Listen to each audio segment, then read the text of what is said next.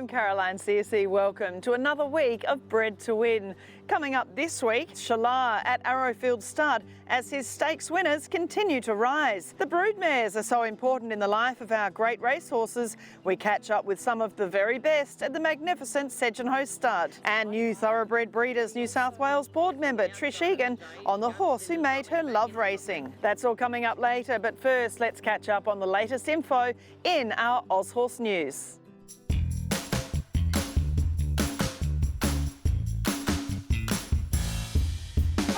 Stallion parades are in full swing around the country, with Victoria's Yearling, Darley and Rosemont studs getting in ahead of the pack. And in New South Wales, Arrowfield Stud welcomed guests this past weekend ahead of a full week of parades around the Hunter Valley. Shalar was looking in great order after finishing 5th on the 2-year-old sires table last season, and he'll feature shortly on the show. Exciting new foals are now on the ground, including the wonderful news from Yearling Farm that champion mare Melody Bell has safely delivered her first foal by Written Tycoon. Tiakau's 14-time Group 1 winner was bought by the Written Tycoon Syndicate for $2.6 million at last year's Magic Millions mares sale. With the Winx Stakes run on Saturday, it was wonderful to see the mighty mare and earner of $26.4 million looking in fine fettle, potentially weeks away from delivering a foal by Piero. After sadly losing her first foal, the 25-time Group 1 winner and record 4-time Cox Plate champion conceived this foal on October 17,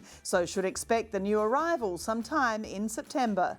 That Anamo's drawn clear, and there's another Group 1 success. And the race named in her honour was won by a champion in his own right. In the Darley, Bred and Godolphin raced Anamo. The sire's produce winner at 2 and dual guineas winner at 3 is a rare entire to have won Group 1s at 2, 3 and 4. The Winx Stakes winner is by a son of Winx's sire Street Cry in Street Boss, and from Group 1 winning Redute's choice mare Animato. Street Boss this year is standing at Darley Kelvinside in New South Wales at a fee of $77,000. It was a stakes double for the Darley Godolphin team at Randwick as Brazen Bow's daughter Zapateo won the Toy Show Quality. She's from Lonrose Ramorni winner Gerazana, a half-sister to Group 2 winner and $2.8 million earner Osborne Bulls from the Larcasier family of Dashing Eagle.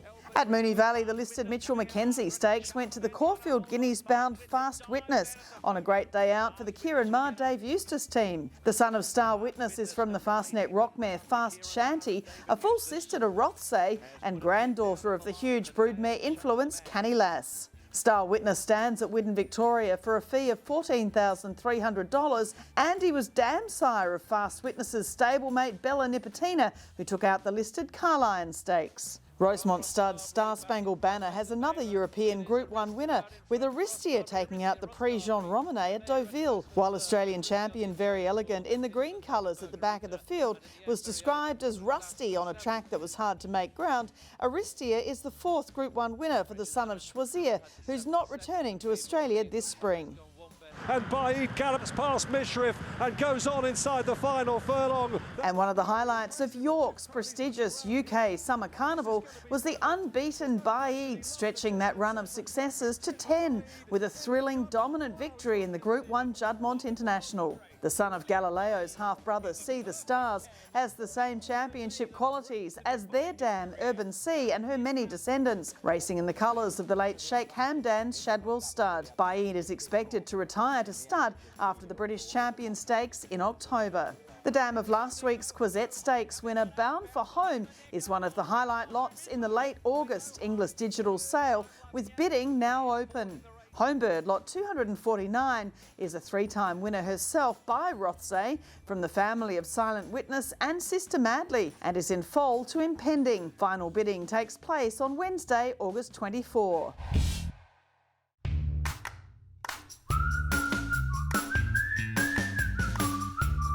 The Inglis Graduate of the Week was a $500,000 Inglis Easter yearling we featured in our 2021 Inglis Easter Sale preview, flying around the paddock at Widden Stud. Zougotcha is another promising group-winning filly by Widden's own Zoustar, and on Saturday she took out the first leg of the Darley Princess Series, the Group 2 Silver Shadow Stakes. Now In Secret's working into the clear, but Zougotcha's drawn clear. She finished ahead of In Secret, whose dam Eloping features at Segenhoe Stud later in the show, with another Zoo Star filly, North Star Lass, third. Zougotcha is from the Fastnet Rockmare Fast Talker, from the family of Golden Slipper winner Crystal Lily, and is a full sister to Twilight Glow Stakes winner Persuader and half sister to Phoenix Stakes winner The Actuary. She races in Knoll Greenhouse colours after Widden Stud sold her at the Inglis Easter sale to Chris Waller and Guy Mulcaster, keeping a percentage themselves. Zoo Star is preparing for the new season with a slew of parades at Widden Stud from later this week. He stands for $198,000 this year. Our great supporters of Bred to Win Arrowfield Stud have picked another winner in their son of invincible spirit, Shalar. From his Breeders' Plate winner, Shaquero, to a slew of stakes winners in early 2022, this dual Group 1 winning 2-year-old has plenty more to come.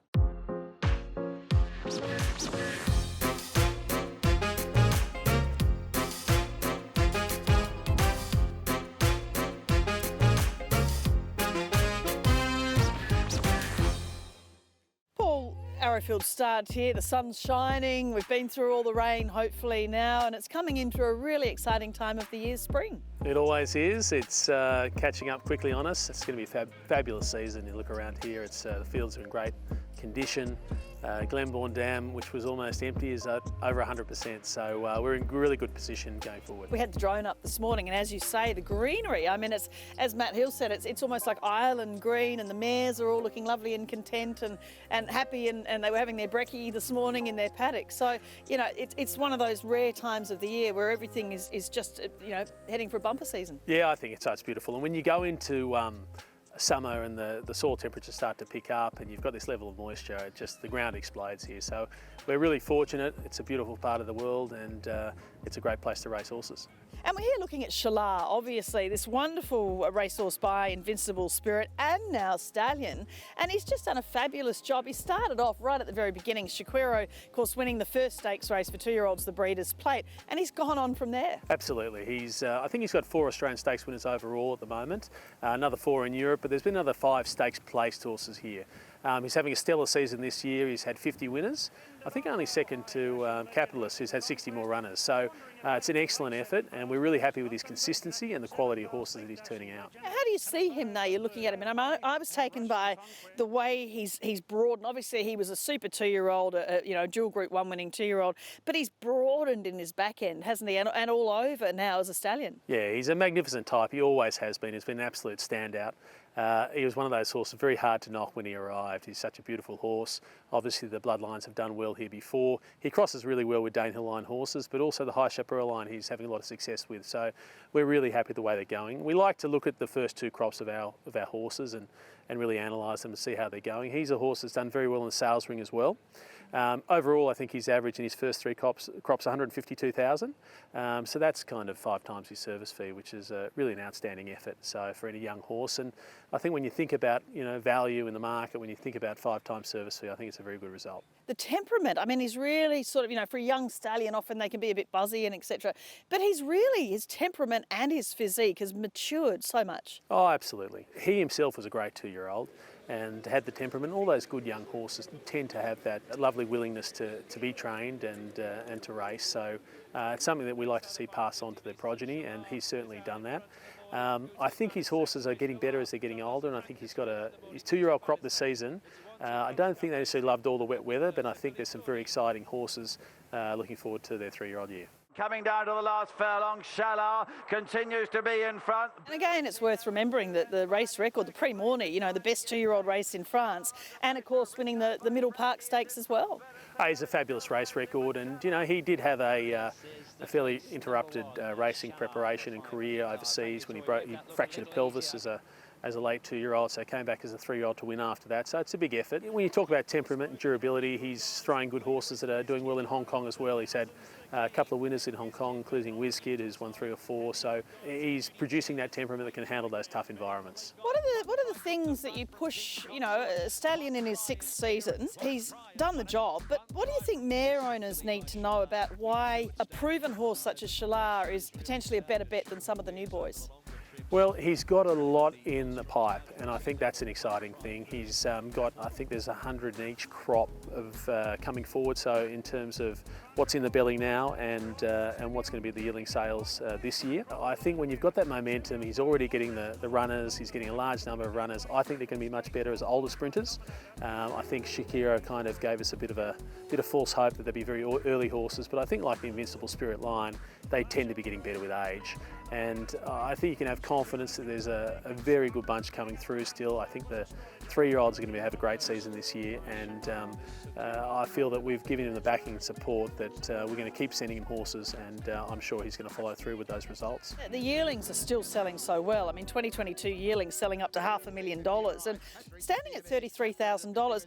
I think a lot of people watching this, you know, not necessarily the hardened breeders that understand all of the way it works, but how do you actually price him? How do you get to the $33,000? What sort of what are the factors that you take into account? Yeah, I think a variety of factors. We always look at returns for breeders, so how they're going to do out of that opportunity. And as I said, he averaged 152. He's had great results, selling up for $500,000. And then we say to ourselves, well, you know, how many outside horses do we think we can get at that price? And you know, we try and like to have at least 100 live foals if we can on the ground. That's ideal. So that's kind of how we look at pricing and finding that equilibrium level. So he's an example, I think, of a pretty good value horse. When you have a look around and see what he's producing and the sales results, they're good-looking horses. He refines a lot of kind of fair mares or average-looking mares. You know, he's got a lot of refinement about him. So he offers a lot of pluses, really. And of course the Al-Shakab factor as well. So you do have a lot of other people involved with Shalar who are really supporting him too. Absolutely, Al-Shakab's been very supportive. They've sent mares down to Australia to go to him, which has been great. It's been a great joint venture there, and which is really in its infancy, but nonetheless, fabulous to have their support. And now he is permanently in Australia. So you've got that consistency. We know he's going to be back. We'll have a consistent shuttle with him, and yeah, hopefully next year will be a great year for him. Overall, the farm, looking at the other stallions too, you know, you have this wonderful range, you know, from your Schnitzels, the 4-time champion Australian sire, you know, the Autumn Sun, there's so much huge potential there. Castelvecchio we've also looked at today, and Shalar. I mean, you're really covering all bases for breeders. Listen, we're trying to do our best, Caroline. That's all we can do. Obviously, it's a very competitive market, but we try and offer a nice suite of stallions to the breeders, and we try and have as much covered as we can. And obviously with the influence of Danehill, things are a little bit swayed in that direction, but that's for everyone really. It's just the way it has turned out in Australia and the Southern Hemisphere generally. So, but I think we've got some lovely options for people, and I think they're well priced and they're fairly priced, and I think people can do well out of them.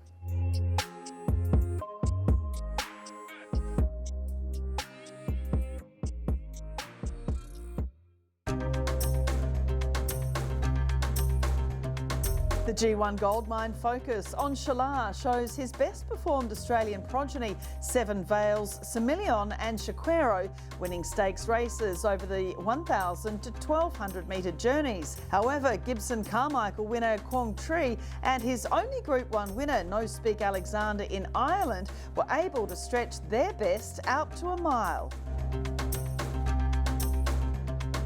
When you look at the main mix within 5 generations, the Matron Stakes winner traces back to Danehill through his dam's grandfather Mozart, while the Nureyev line, back through Special, also features. Looking at stakes winners overall though, Northern Dancer comes out extremely highly at 70%, interestingly higher through his son Danzig than through his grandson Danehill. Danzig of course also features as the sire of Shalar's grandfather Green Desert.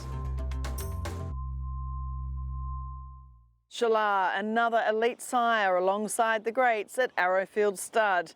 Coming up after the break on Bred to Win, the Cambridge Stud Performance of the Week, and we visit some elite broodmares at Segenhoe Stud and look at the roles they play in the lives of our champion racehorses.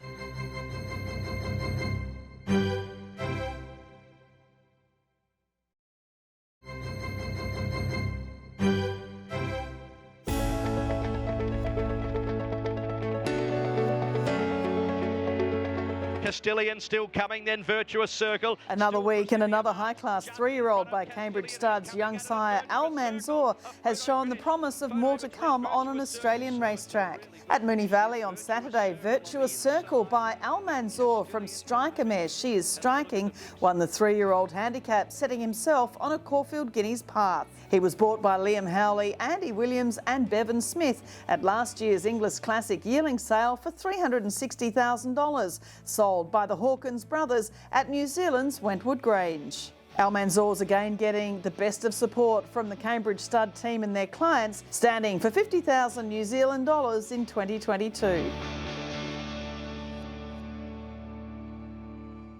From Group 1 winning fillies to the dams of some of our greatest racehorses and highest priced yearlings, the broodmares at Segenhoe Stud are quite something to behold.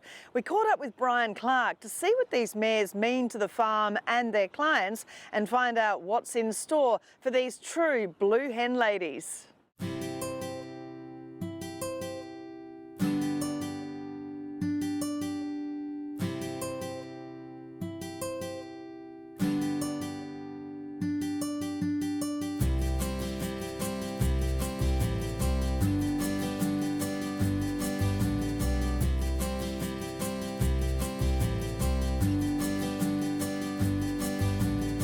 It's great to chat with you as a stud manager here at Segenhoe Stud. It's a wonderful broodmare farm, and it's so interesting to see the staff and everybody here involved with such a passion for these wonderful broodmares. Absolutely, we're very lucky here at Segenhoe. Obviously we've got a beautiful broodmare band full with lots of mares that were both really good on the track but also have gone on and producing stars on the racetrack also. We've got a great team of staff. We're very lucky to have them.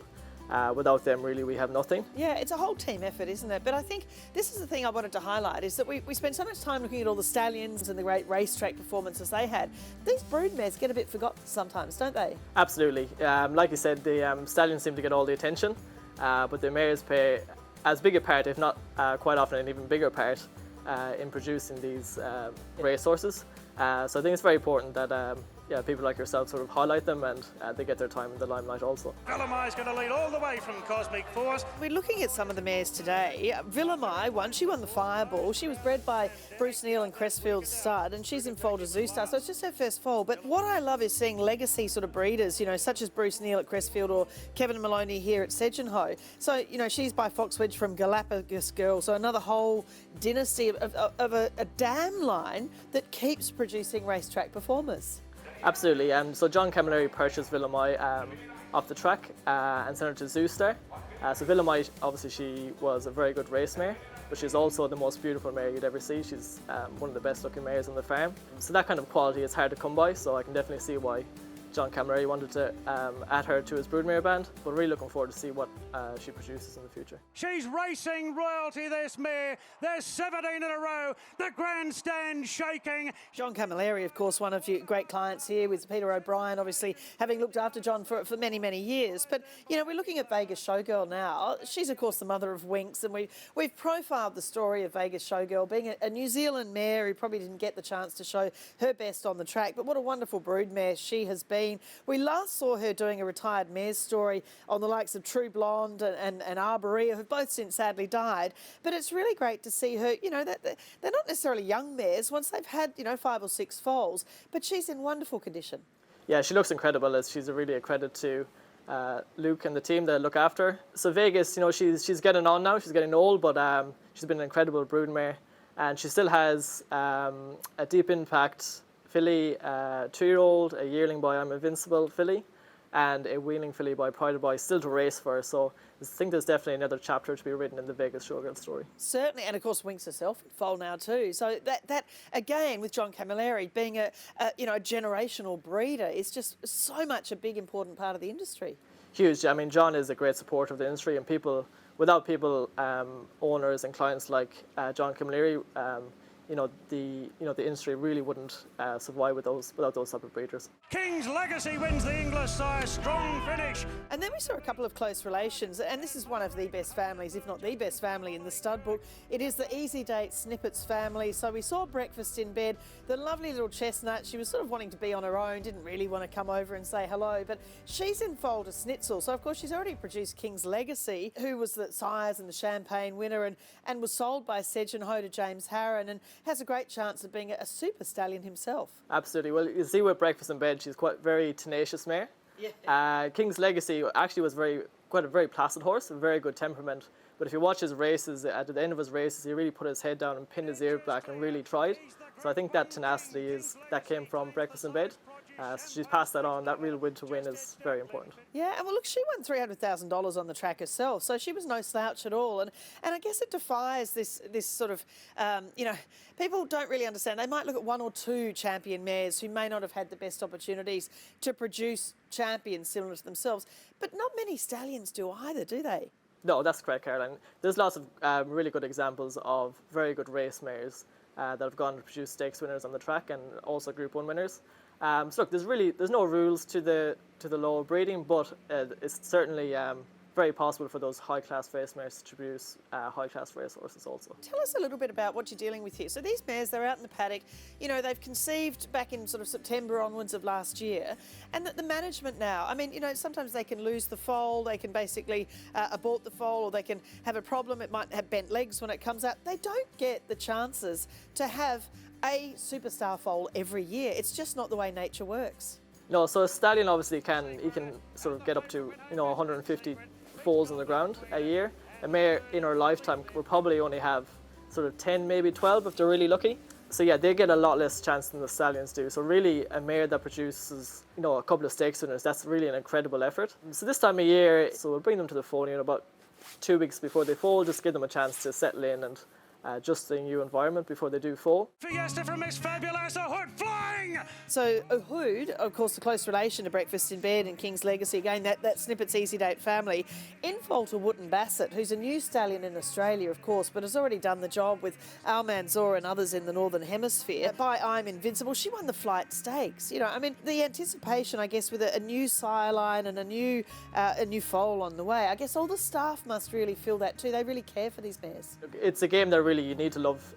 We do it for love of the horse. Everyone that works, they love horses, and that's why we do it. It's a real labour of love. So new stallions like Widden Stud, even though he's proven in the Northern Hemisphere, this is his first crop in the Southern Hemisphere. So it's very, very exciting to see what type of foals he will leave. The individuals with the passion to breed on the dam side, the next generation of champions, they're just so important. Well, they're crucial, really. Without people like Kevin Maloney, John Camilleri, like Bruce Neal at Crestfield, those kind of people that really focus on having those really good broodmares and sending them to the best stallions, really trying to develop those bloodlines and really focusing on, like I said, those dam lines.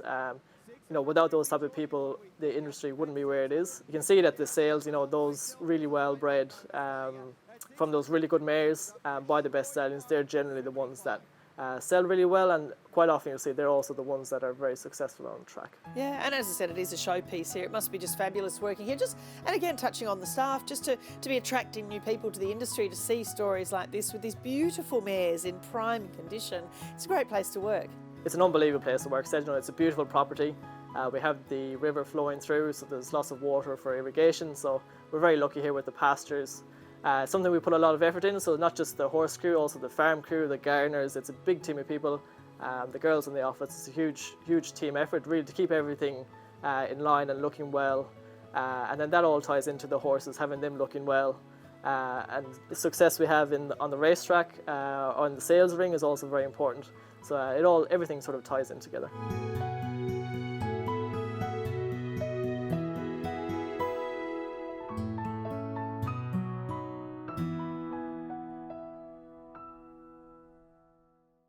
While we love our stallions, there's nothing better than traversing the paddocks of an elite nursery such as Segenhoe Stud and finding the champion broodmares of the breeding world. Time for a break on Bred to Win. Coming up, Thoroughbred Breeders New South Wales board member Trish Egan in Arrowfield Studs, the horse who made you love racing.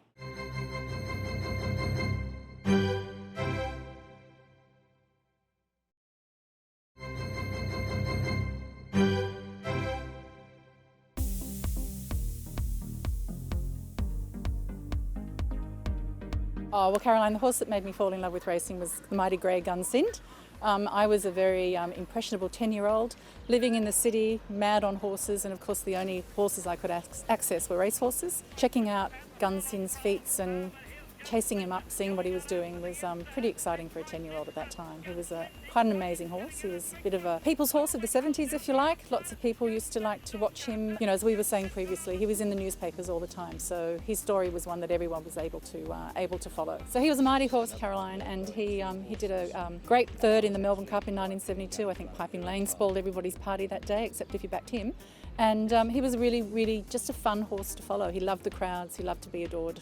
And he reached beyond racing's bubble. I mean, in those days, as you said, the newspapers were full of these champion horses. They were on, you know, the mainstream sort of TV news services all the time, stories about them.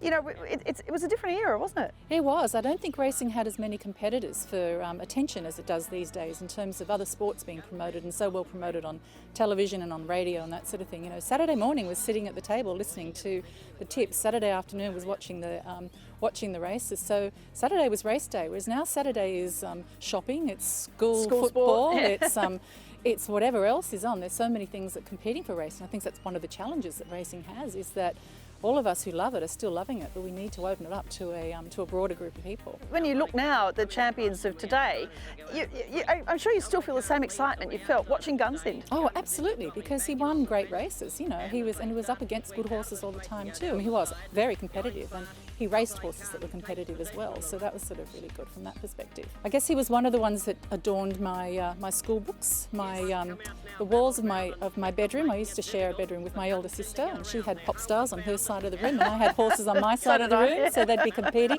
And I think we were talking earlier, I had a dear old music teacher, Sister Mary Teresita, and I used to cover all my music books with race horses, and I'd walk in each new year with my new race books, and she'd go, "Oh, Trish, you're so silly with your race horses." And now it's a career and an industry, and we're all Absolutely, part of it. we're all still part of it, which is great, and it brings a lot of joy to a lot of people. I hope that as an industry, we're going to be able to really share that joy with a wider group than just the ones of us that are that it's in our veins. Yeah. We're having our last look at the champion Gunsynd after having won the Queen Elizabeth Stakes. That is Bred to Win for this week. No show next week, as we're taking our Bred to Win cameras on a week of stallion parades, getting some wonderful vision for the rest of the season. I'm Caroline Searcy, and Willoughby will join you again soon.